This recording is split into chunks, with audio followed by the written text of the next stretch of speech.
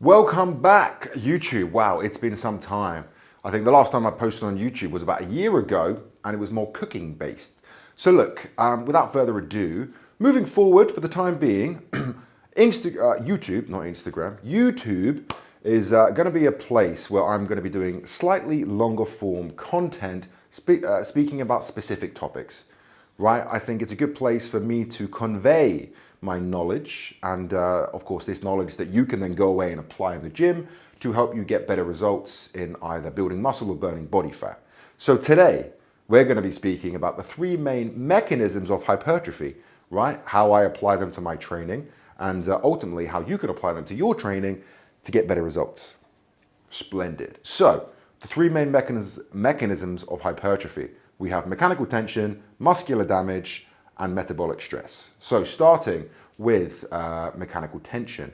This is the key and main driver to hypertrophy from the current data and literature that we have available. So mechanical tension, how I interpret it, is heavy loads lifted through a full active range of motion with solid execution and of course, like good form, okay? With these sort of movements, we're looking at maximizing force production against a demanding external load. It's a mouthful, I know. So movements that I use in my training to maximize mechanical tension, right? Think multi-joint compound exercises, generally with barbells, free weights, right? Barbell back squat, bench press, dumbbell or barbell, weighted pull-ups. We have military press. We have, heavy rows, pendlay rows, things like this, right?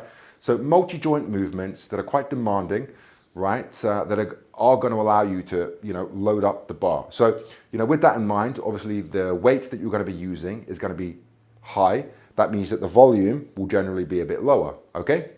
So rep range wise in my training, when I'm focusing on mechanical tension based movements, rep range generally 5 to 10, right? Sometimes I'm doing sets of 4, but generally, for general population, say 5 to 10, right? That's how you're going to really be able to maximize force production against this external load, and it's going to allow you to obviously increase the weight that you're using, right? Now, because this is going to be sort of quite a demanding movement, right, and the risk of injury will be, let's say, slightly greater than maybe a machine or a cable, you want to be doing this first in your workout when you've got the most energy.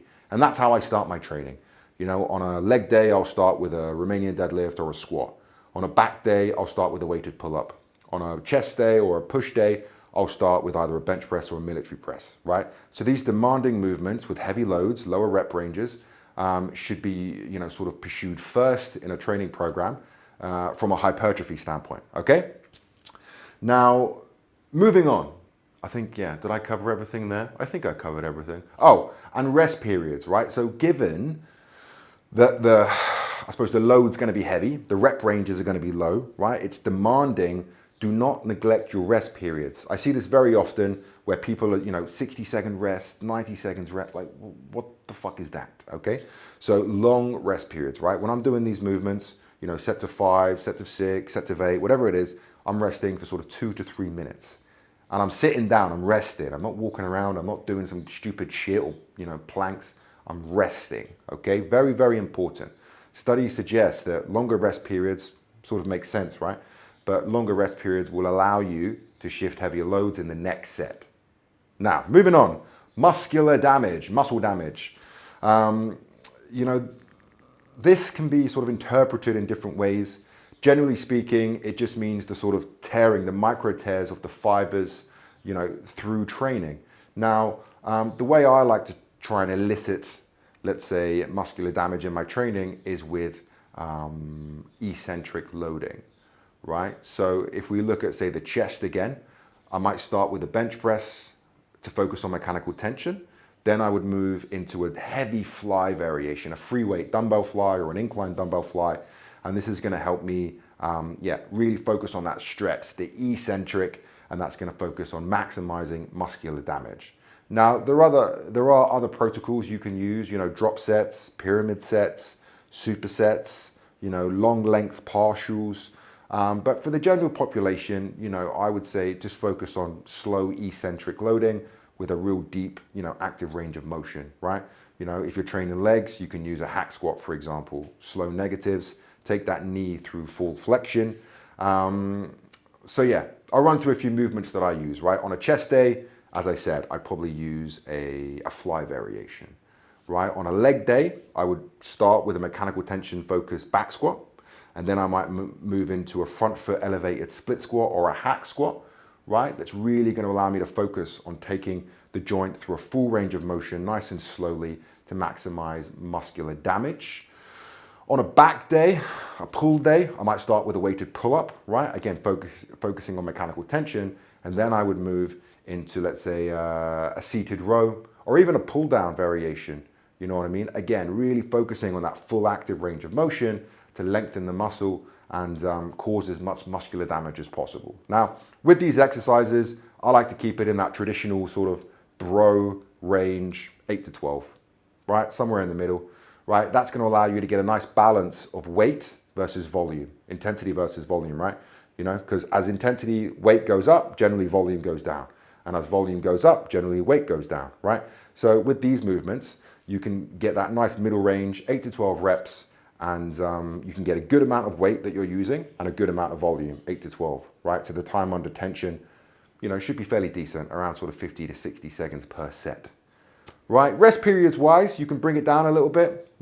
I generally rest on these movements for about 90 to 120 seconds, so slightly less than the sort of mechanical tension based movements.